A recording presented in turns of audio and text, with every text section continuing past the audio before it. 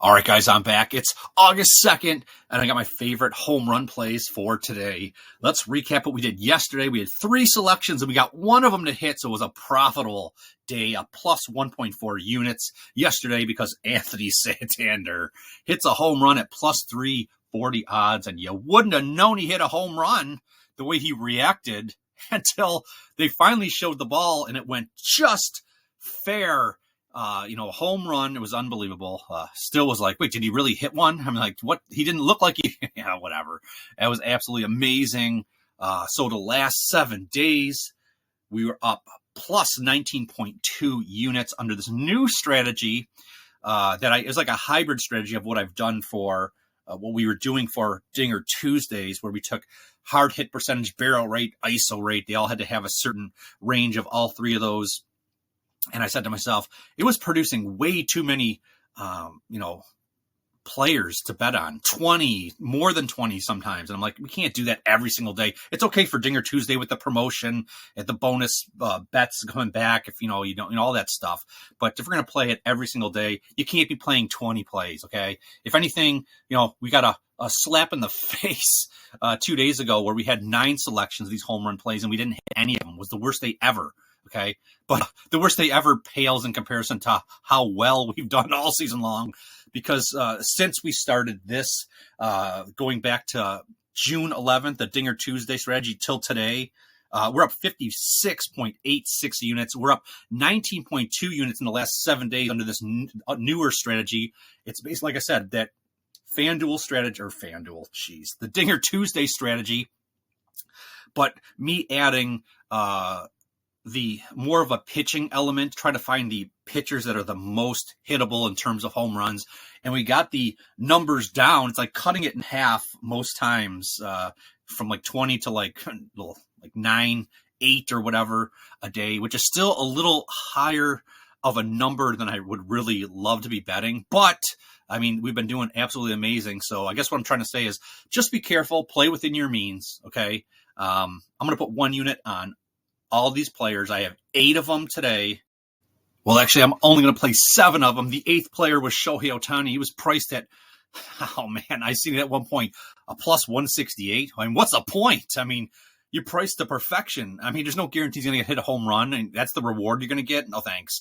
So we have these 7 remaining players that qualified that I anticipate their odds. Well, I know 6 of them. I know their odds, and they're playable odds.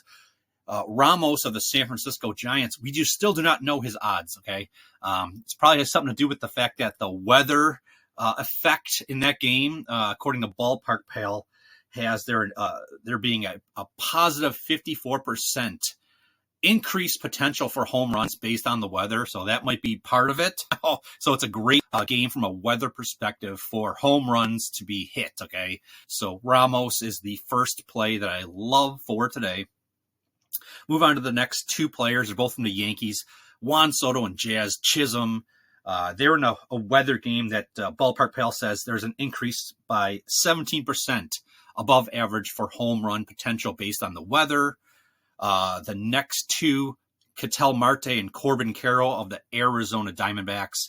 No significant weather factor playing into, a positive or negative effect on home runs. And then the last 2, Tovar and Doyle of the Colorado Rockies. No significant, again, home run based on weather. But I love all 7 of these. I'm going to put 1 unit on all 7 of them. I just want to say everybody has their own risk tolerance. Play within your means, okay? I'm fortunate enough that we're up, huge units on the year playing these. So it's a little easier to keep reiterating that 2 days ago was a horrible freaking day, down 9 units. We couldn't get 1 player to hit a home run. So I just want to keep, just keep that in the back of your mind when you're putting, these bets in. You got to play within your means. Anything can happen. If you're going to play home run plays every single day, that's going to happen sometimes. So you have to understand those days are coming. I mean, you need to really think about home runs. They're not easy to hit. I mean, looking at the units that were up, it's like, even I look and go, how did we get here? This is unbelievable. Like, cause it's not easy to hit home runs. A lot of times I mean, there's so many things that go into it. Some of these players might not even see a pitch that's even hittable for a home run.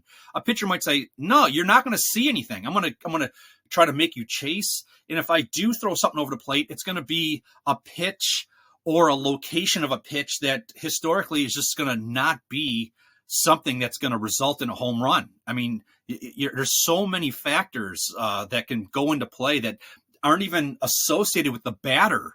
You can have the best situation for a batter, but if he's not given a pitch that he could hit, then you have no chance, okay? Like, I just want to really drive that home. There is so much luck involved. We can use analytics to identify the best players, but there's so many things that are out of our control that when you watch a game, you're like, yeah, he was never going to hit a home run. He was never given a pitch. You know how many times I watch a game and I'm like, look, why'd you give him that? I mean, he gives another player that, not necessarily the same home run prowess, like throwing stuff on the plate. Why don't you throw that to him? I know you get a home run because he's not going to do it because he knows that he's too much of a threat, home run threat. So, I mean, sometimes it's hard is what I'm trying to say. So these are the 7 players. I'm putting 1 unit on every single one. I absolutely love all you guys and the interest in, the comment section. I know you guys, you guys are like, you don't sound like yourself in the other video. I'm trying something different and it's definitely boring. We'll put it that way. I'm just trying to figure out the right sweet spot of what to do. I can act certain ways with certain antics and it might turn off other people. And they're like, I'm not going to watch this guy. This guy sounds like an idiot or whatever. So I'm trying to find the right balance. And, boring isn't the final product, but that's what it was. The other video today was probably boring. But I got to figure out the right approach because, I want to maximize, the potential for this channel to grow because, it's what I do it for. I mean, so we'll just leave it there. I just want to say I absolutely love every single one of you guys. Let's have a good day today. I'm locking in all 7 of these for 1 unit, and I'll just talk to you guys tomorrow.